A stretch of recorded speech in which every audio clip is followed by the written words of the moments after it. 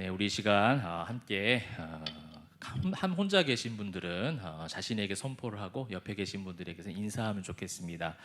이곳이 교회입니다라고 인사하면 좋겠습니다. 이곳이 교회입니다.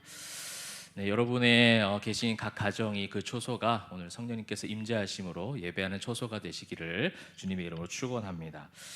오늘 말씀은 마가복음입니다. 마가복음. 네, 마가복음 성경은 신약 성경 안에 사복음서 안에 속해 있는 그런 말씀입니다. 사복음서 안에 있는 성경 말씀 주제는 명확하죠. 예수 그리스도의 오심과 그분의 사역, 또 그분의 십자가의 죽으심, 그다음에 부활, 그 모든 사역들, 예수님을 중심으로 한 모든 것들을 다루고 있는 것이 바로 사복음서입니다. 물론 성경 66권이 다 예수님을 통과하고 또 예수님을 이야기하고 있지만 사복음서는 특히나 예수님의 오심에 대해서 그렇게 기록하고 있는, 집중적으로 기록하고 있는 말씀이라고 할 수가 있습니다. 근데 이 사복음서가 같은 주제임에도 불구하고 그 저자에 따라서, 그다음에 그 저자가 누구에게 그 말씀을 썼는가에 따라서 조금씩 그 문체와 성격은 달라집니다. 마태복음은 유대인을 대상으로, 유대인이 주 독자층이 되겠습니다. 그리고 누가복음은 로마를 비롯해서 헬라 문화권에 있는 성도들에게 주시는 말씀이라고 할 수가 있겠고, 요한복음은 모든 크리스찬, 유대인 크리스찬이든 이방인 크리스찬이든 모든 크리스찬들에게 주시는 말씀이라면, 오늘 우리가 읽은 마가복음은 로마 성도들, 로마 시대에 로마 안에 있었던 로마 기독교인들이 바로 주 독자층들이 되겠습니다. 당시의 로마 사회, 또 마가복음, 이 마가가 이 성경을 기록하면서 로마 성도들이 읽기를, 성도들이 말씀을 보고 힘내기를 소원했던 그 시대는 매우 불안정한 시대 가운데 있었습니다. 여러분 역사가 로마 시대 역사 가운데 잘 아시듯이 네로 황제, 그 네로 황제의 핍박을 여러분 잘 아실 것입니다. AD 64년에 있었던 로마 대화재 사건, 그 대화재 사건으로 인해서 네로가 아주 어려운 상황 가운데, 또 네로가 많은 사람들의 그 입소문을 통해서 네로가 방화범이지 않을까라는 그런 소문들이 돌고 있는 가운데, 네로는 그 책임을 전가하는 조직들이, 공동체가, 사람들이 필요했다는 것이죠. 그것을 바로 기독교인들, 성도들에게 그 모든 책임을 전가하였습니다. 그렇게 해서 핍박이 가해졌고 많은 성도들이 흩어짐을 당하게 되었고, 여러분 잘 아시다시피 카타콤이라는 그런 어떤 동굴 속에 들어가서 피해서 예배해야 되는 그런 상황 가운데 놓여지게 되었습니다. 또한 당시에는 로마 사회는 비도덕적이고 세속적인 사회 가운데 있었고, 또 성례, 세례를 성찬식을 거행했던 그 기독교인들, 예수님의 살과 피를 먹는다고 하여 로마 사회에서는 성도들이 식인종들, 그러니까 반사회적 집단으로 그들을 바라보았고, 또 그들의 삶들이 계속적으로 고립되어가는 어려운 상황 가운데 있었다라는 거예요. 그런 상황 가운데, 그런 급박한 상황 가운데 하나님은 이 마가를 통해서 그들에게 메시지를 던져줍니다. 그래서 다른 복음서에는 예수님의 탄생 기사가 있고 족보의 기록이 나오고 그렇게 여러 가지 많은 사건적인 배경들을 다루었다면, 오늘 이 마가복음은 굉장히 간단 명료하고 빠르게 진행을 하고 있는 것을 볼 수가 있습니다. 1장 1절의 말씀에 나와 있듯이 하나님의 아들 예수 그리스도의 복음의 시작이라, 예수 그리스도의 복음의 시작이라 하고, 예수님의 탄생 기사 그 앞에 있었던 모든 배경적인 설명은 다 뒤로 하고 바로 복음의 시작이라, 능력의 복음을 선포하고 있습니다. 즉 다시 말하면 오늘 제목이 광야에 외치는 자인데, 그 광야 가운데 놓여져 있던 로마 사회, 그 기독교인들, 성도들, 교회들에게 주시는 말씀은 무엇이었냐면, 그 광야 가운데 붙잡아야 될 것이 바로 복음이었다라는 거예요. 그 복음, 무질서한 그 로마 사회 가운데 그들이 이겨낼 수 있었던 유일한 힘은 무엇이었냐면, 그 체제를 바꾸고 그들과 싸워야 하는 것이 아니라, 그래서 이 광야와 같은 환경을, 그 광야의 환경을 바꾸는 것이 그들에게 주어진 사명이었던 것이 아니라 바로 복음을 붙잡는 것, 그것이 바로 마가복음의 기록적인 그런 흐름의 모습이었습니다. 그렇게 시작된 것입니다. 여러분 오늘날을 살아가는 우리들 역시도 성경이 쓰여진 로마 시대와 같은 혼탁하고 무질서한 세상 가운데 살아가고 있습니다. 복잡한 상황들이 너무나도 많이 있습니다. 지금 이 코로나 때에 우리가 이렇게 비대면으로 예배를 해야 하고, 모든 사역들이 힘있게 시작되어야 되는 모든 시기 가운데 사역들을 하나씩 취소, 연기해야 되는 그런 상황 가운데 있습니다. 또 여론은 교회에서 모든 것이 시작된 것처럼 그렇게 이야기하며 성도로서, 교인들로서 사회생활하기가 점점 어렵고 힘든 그런 상황 가운데 있습니다. 그렇게 혼탁하고 혼란스러운 세상 가운데 그 세상이 변하기를 소망합니다. 그렇게 기도하고 우리는 그렇게 나아가야 합니다. 그럼에도 불구하고 우리가 잊지 말아야 될 것은 그 혼란스러움과 무질서한 세상 가운데서도, 그렇게 혼탁한 물속 안에서도 진주를 발견하듯 우리는 이 혼탁한 세상 가운데서, 무질서한 세상 가운데서 아무것도 보이지 않는 불확실한 미래가, 그런 우리 그 미래 가운데 놓여져 있다 할지라도 그 속에서 복음과 같은 진주를 발견해야 된다는 것입니다. 그래서 오늘 이 복음의 시작하는 그 말씀 가운데 있었던 세례 요한의 이 기록을 통하여 광야에 외치는 자, 이 광야 가운데 있는 우리들, 광야 가운데 있는 우리 한국 교회, 우리 대흥교회, 모든 각 처소에서 예배하는 모든 가정들, 우리 모든 성도님들의 그 광야 같은 인생 가운데, 그 상황 가운데서도 무엇을 외쳐야 하는지를 하나님 말씀을 통해서 함께 살펴보기를 소망합니다. 그래서 오늘 처음으로 우리가 살펴볼 키워드는 바로 광야입니다. 광야. 오늘 광야에 외치는 자라고 말씀을 드렸습니다. 오늘 이 광야에서 무엇을 외쳐야 되는가? 광야라는 장소가 어떤 곳이며 이 광야라는 장소가 우리에게 어떠한 외침을 가져다 주는지 성경적인 이야기들을 통해서 한번 살펴볼 것이며, 그 다음에 광야에서 이 복음을 외치는 자는 어떠한 삶을 살아가는 것인가를 오늘 이 세례 요한의 모습을 통해서 함께 살펴보고자 합니다.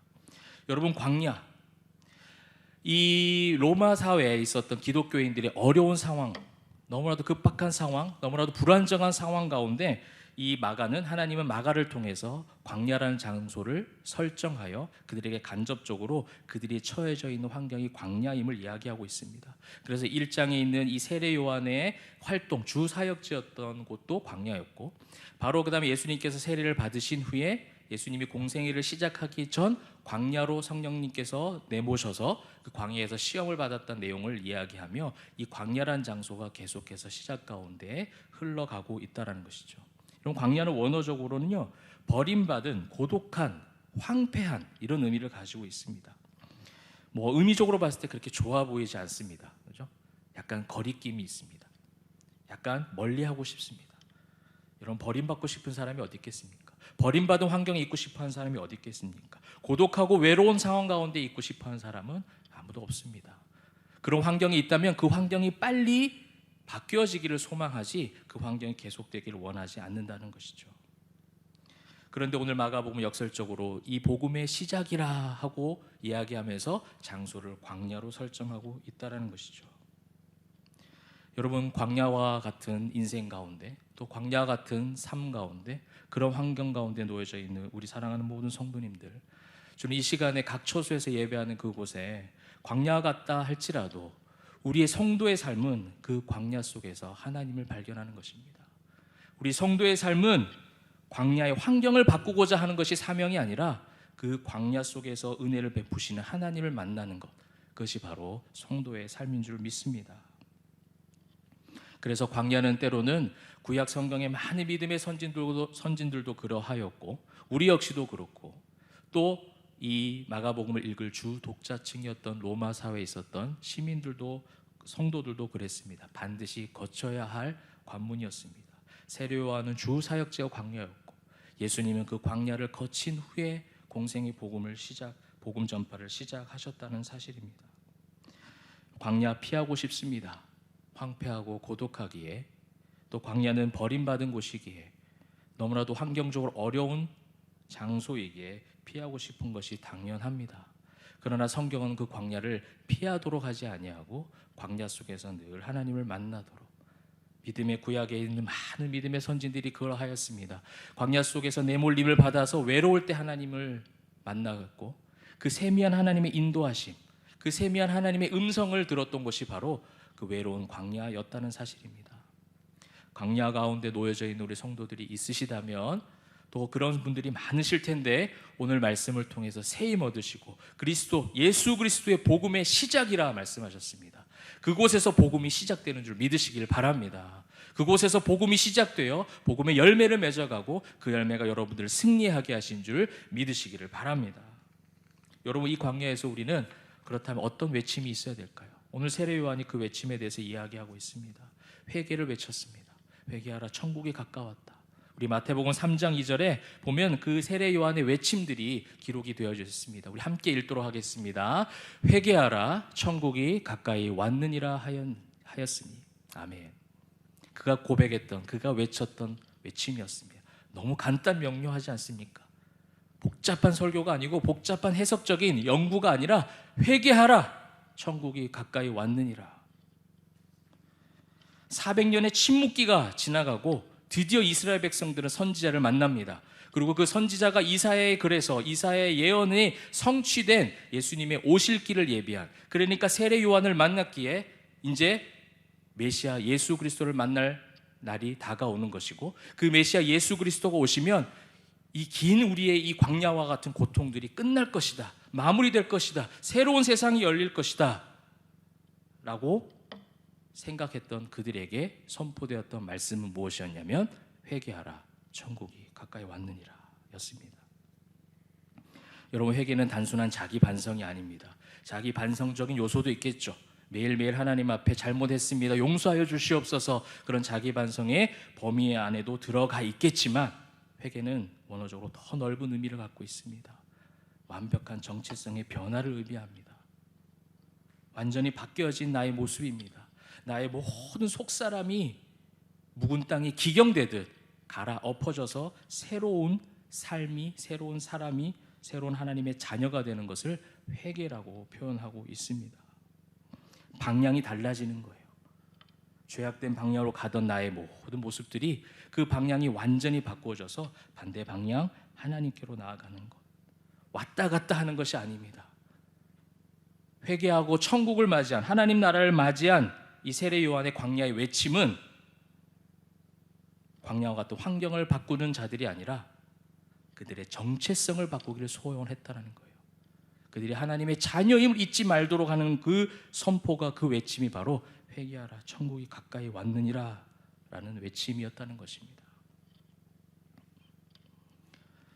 여러분, 이 회개의 기준, 하나님의 사람으로서 이 정체성이 바뀌어지는 이것은 이 광야 구약 성경에 있었던 이스라엘 백성들이 출애굽했을 당시에 그 광야에서 40년 동안 지냈던 그 광야 1세대와 2세대를 보면 극명하게 비교가 가능합니다. 여러분, 1세대는 어떻게 했습니까? 애굽에서 종살이하며 고생했던 세대입니다. 그들에게 하나님의 약속이 성취가 되기 시작합니다. 모세를 통해서 아브라함에게 약속하셨던 그 언약이 성취되어 이제 출애굽을 시켰고, 출애굽이 성공하였고 이제 광야로 나아갑니다. 그들은 아마 그렇게 생각했을 겁니다. 이 애굽 생활에서의 모든 종살이와 어려웠던 광야와 같은 생활들이 끝이 나고 이제 젖과 꿀이 흐르는 하나님께서 우리를 주인 되게 하신 그 땅으로 바로 인도하실 것이라고 생각했지만 하나님 그들을 광야로 이끄셨습니다. 실제로 애굽에서 가나안 땅으로 가는 길은 열흘 정도면 충분히 갈 수 있는 거리입니다. 물론 사람이 많았기 때문에 어느 정도 시간 차이가 있을 수 있겠지만 40년 걸려서 갈 곳은 아니었습니다. 그런데 하나님은 그들을 40년 동안 광야로 내모셨습니다. 광야를 거쳐가야 됐습니다. 광야 속에서 이 환경이 바뀌어지는 것이 주된 목적이 아니라 우리가 하나님의 자녀다, 구원받은 하나님의 자녀, 택함받은 하나님의 자녀라는 그 정체성이 너무나도 불분명했기에 그것을 완성하고 그것을 만들어가기 위한 장소로 하나님은 광야로 그들을 인도하셨다는 것이죠. 그런데 그들의 모습이 어떠했습니까? 가는 곳마다 불평하였습니다. 아직 하나님 나라의 자녀, 하나님의 친백성, 택한 백성이라는 정체성이 불분명하니까 계속 애굽이라는 나라의 환경, 광야라는 환경, 가나안 땅의 환경, 그 상황과 환경에 집중하다 보니 계속해서 만나는 결핍 가운데 불평불만이 쏟아져 나왔고, 복잡한 생각, 그러다가 모세가 시내산에 하나님 말씀 율법을 받기 위해서 들어갔을 때 그 시간이 더디어지자 때로는 하나님을 금송아지로 만들어서 그 우상 숭배를 하기도 하였고, 계속해서 다투었습니다. 계속해서 분열이 일어났습니다. 우리를 죽음으로 내모는 거 아니냐, 지도자와 싸움을 하였고, 다시 애굽으로 돌아가자라고 하는 망언까지 하나님 앞에 해서는 안 되는 그런 원망까지 그들은 마구마구 쏟아내었다라는 거예요. 이것이 회개 전에 있었던 모습입니다. 하나님의 자녀라는 정체성이 불분명하다 보니까 상황과 환경에 맞추어서 입술을 내고 외쳤다라는 거예요. 광야에서 하나님의 찬송 소리가 외쳐졌어야 되는데 그들의 입술 가운데서는 계속해서 물을 달라, 음식을 달라, 고기를 달라. 결국 그들의 가나안 입성을 앞둔 민수기 12장에 있었던 그 정탐꾼 사건, 12명의 정탐꾼 사건을 보시면 잘 아시지 않습니까? 분열되는 거예요. 12명이 가서 함께 같은 것을 보고 같은 어떤 하나님의 약속들을 경험하고 왔음에도 불구하고 그들이 돌아와서 했던 그 고백과 그 보고는 첨예하게 달랐습니다. 10명은 갈 수 없다 했습니다. 우리는 작고 저들은 크기 때문에. 여전히 환경적인 부분에 초점을 맞추고 있는 것이죠. 그러나 그 당시에 있었던 여호수아와 갈렙을 비롯한 광야 2세대, 하나님의 자녀라는 이 신약 성경 오늘 말씀에 의하면 회개하고 천국이 가까이 왔다라는 것을 믿었던 그들, 그 소수의 그 믿었던 그들은 40년의 모든 그 광야길을 꾹꾹 참고 기다렸고 그렇게 결국 가나안 땅에 입성하게 됩니다. 그러나 그 입성하는 과정도 사실은 쉽진 않았어요. 이제 들어간다, 이제 요단강을 건너서 들어간다라고 하는데 너무나도 큰 성이, 큰 장애물이 그들 앞에 놓여져 있었습니다. 여리고를 넘었어야 됐습니다. 여리고를 함락시키고 여리고와의 싸움에서 이겨야 가나안 땅에 입성할 수 있는 또 한 번의 시험이 그들에게 다가왔습니다. 예전 같았으면 회개하기 이전에 하나님의 자녀라는 그 정체성이 불분명했던 광야 1세대 같았으면 또 한 번 얘기했을 거예요. 40년 그렇게 고생하고 돌아왔는데 우리는 전쟁을 잘 알지도 못하는데 잘 싸워보는 그런 민족도, 싸울 줄 아는 민족도 아닌데 어떻게 이 여리고라는 청성을 넘어갈 수 있을까에 대한 여러 가지 외침과 여러 가지 말들이 나올 수 있는데 하나님 그들에게 침묵하게 하셨다는 거예요. 그래서 6날 동안 하루에 한 바퀴씩 돌게 하셨고 마지막 7일째에는 6바퀴를 돌고 마지막 한 바퀴 돈 이후에 그때 함성을 지르라는 거예요. 여러분 이 말씀 옛날에 들었을 때는 와 멋있다 이스라엘 백성들 했지만 계속해서 말씀을 묵상하고 우리의 연약함을 자꾸 하나님 앞에 고백하다 보니 과연 그 자리에 내가 있었다면 그렇게 잠잠하게 돌 수 있었을까? 조용히 하고 돌 수 있었을까? 이 소리 저 소리 이런 외침 저런 외침 여러 가지 죄악된 고백들이 나올 수 있는 상황 가운데서도 불구하고 하나님의 자녀라는 그 사실, 그 하나님의 정체성에 대한 변화, 그래서 하나님은 그들에게 싸움을 준비시키지 않았어요. 여리고 입성하기 전에 길갈에서 하나님은 할례를 행하셨습니다. 여러분 할례를 행하면 절대로 전투에 매우 도움이 되지 않는 그런 준비 아니겠습니까? 이해할 수 없는 준비 아니겠습니까? 지금 건강한 청년들 싸울 수 있는 싸우기에 최상의 컨디션을 유지해도 이기기 힘든 상황 가운데 할례라니요. 가나안 입성 후에 모든 것이 완벽하게 다 갖추어진 이후에 축하하며 감사하는 그 자리에서 할례를 행해도 되지 않을까요? 라고 할 수 있지만 하나님은 여리고 전투 전에 그들에게 할례를 행하셨다는 거예요. 잠잠해야 할 때 잠잠하게 하셨고 외쳐야 할 때 외치도록 하셨을 때에 하나님은 그때 놀라운 역사를 보여주셨습니다. 이해할 수 없는 일들이 일어났다는 거예요. 여러분 우리는 자꾸만 어떠한 상황 가운데 답을 찾으려고 합니다. 어떤 문제 해결을 위해서 이 문제의 답은 무엇일까를 우리는 자꾸 집중을 해요. 물론 답이 있습니다. 답을 찾도록 노력도 해야겠죠. 기도하고 또 준비할 것은 준비하고 해야 됩니다. 그러나 성도는 광야 가운데 답을 찾는 자들이 아니에요. 성도는 광야 가운데 하나님을 찾는 것인 줄 믿으시길 바랍니다. 광야 가운데 하나님이 답이에요. 하나님이.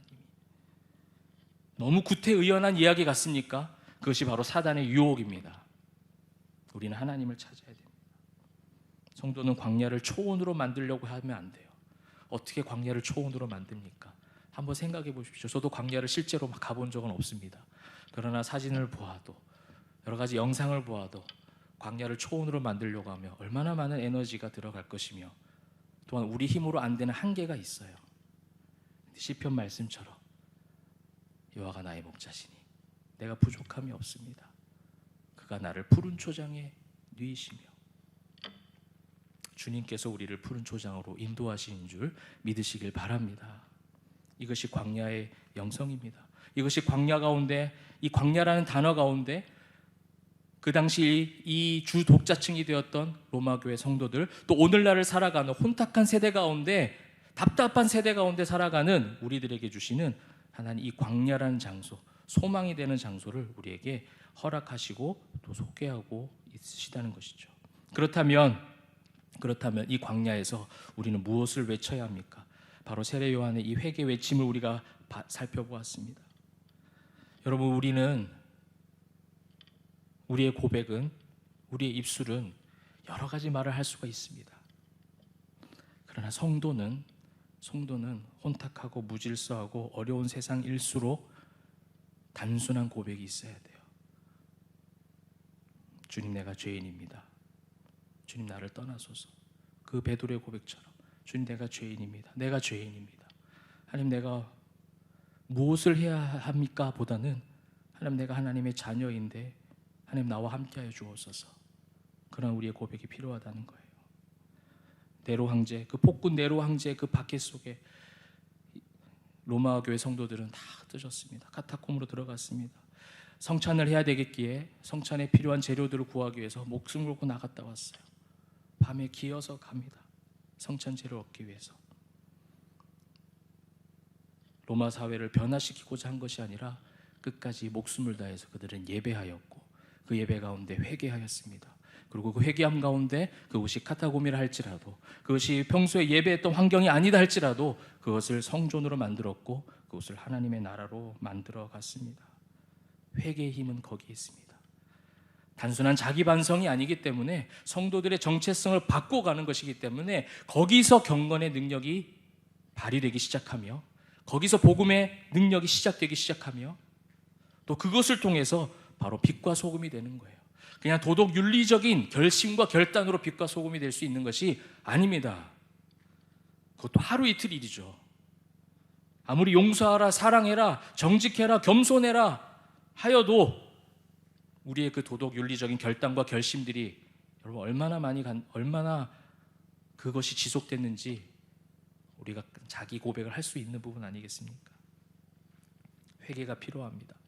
여러분, 이 회개는 우리 한국 교회 역사상에도 중요한 메시지를 던져줍니다. 잘 아시는 대로 1905년경부터 일본이 본격적으로 한국을 식민화하기 시작했습니다. 식민지 정책을 펼치기 시작했습니다. 풍전등화의 위기 속에 이제 이 국권이 무너지는 그런 상황 가운데 위기 속에 있었던 그 모든 우리 민족, 그 가운데 1907년 놀라운 일이 발생합니다.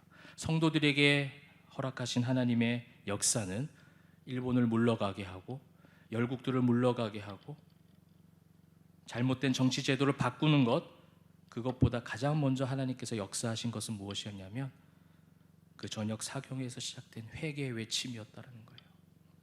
물론 회개의 바람이 불어서 평양 대부흥 운동이 일어났어도 그 이후에도 약 40여 년간 고통 가운데 이 민족은 있었지만, 그 광야의 생활과 환경은 바뀐 것이 없지만 분명히 그 속에서 우리 민족은, 우리 성도들은 믿음의 소망을 품고 살아갔을 겁니다. 용기를 얻었을 거예요. 힘을 얻었을 거예요. 상황과 환경이 바뀌지 않을 수 있습니다. 은혜를 받아도, 말씀의 힘을 얻어도, 때로 우리 그런 경험 하잖아요. 수련회 같은 데 가서 은혜를 많이 받고 옵니다. 어떤 부흥 집회를 가서 말씀을 통해서 너무 많은 힘을 얻었습니다. 그러나 그 모든 수련회와 집회가 끝난 이후에도 우리의 환경과 상황은 그대로예요. 근데 중요한 건 뭡니까? 그것을 바라보는 우리의 눈은 바뀌어져 있잖아요. 그것이 바로 광야 가운데 외치는 참된 성도들의 삶인 줄 믿으시길 바랍니다. 그래서 여러분, 마지막으로 살펴보고 싶은 것은 광야에서 복음을 외치고 회개를 외치는, 광야와 같은 그런 상황 가운데서도 여전히 그 하나님을 찾고 복음을 외쳤던 자들의 모습을, 오늘 세례 요한의 모습을 통해서 하나님은 우리에게 말씀해 주고 있습니다. 6절과 7절과 8절의 말씀 보시게 되면, 요한은 낙타털 옷을 입고 허리에 가죽띠를 띠고 메뚜기와 석청을 먹더라. 여러분, 그의 행색, 여기에 대해서 많은 어떤 영적 의미가 있겠지만 오늘은 그것을 다 다루진 못하지만 이것을 공통적으로 생각해 보면 낙타털 옷을 입고 허리에 가죽띠를 띠고 메뚜기와 석청을 먹은 그 모습은, 그 입고 먹었던 그의 모습은 당시의 사회적 기준으로 봤을 때는 굉장히 낮은 생활 수준이었습니다. 분명히 많은 인기를 얻고 있었던 세례 요한의 삶인 것 치고는 너무나도 세상적인 표현으로는 검소해 보였고 겸손해 보였습니다. 7절도 그렇습니다. 그가 전파이래 나보다 능력 많은 신이가 내 뒤에 오시나니 나는 굽혀 그의 신발끈을 풀기도 감당하지 못하겠노라.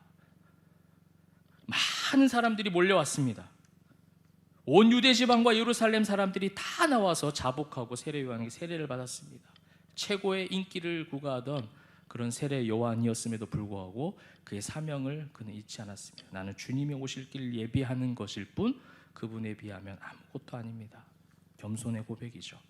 그의 삶의 겉모습도 그러하였고 속사람의 모습도 그러하였습니다.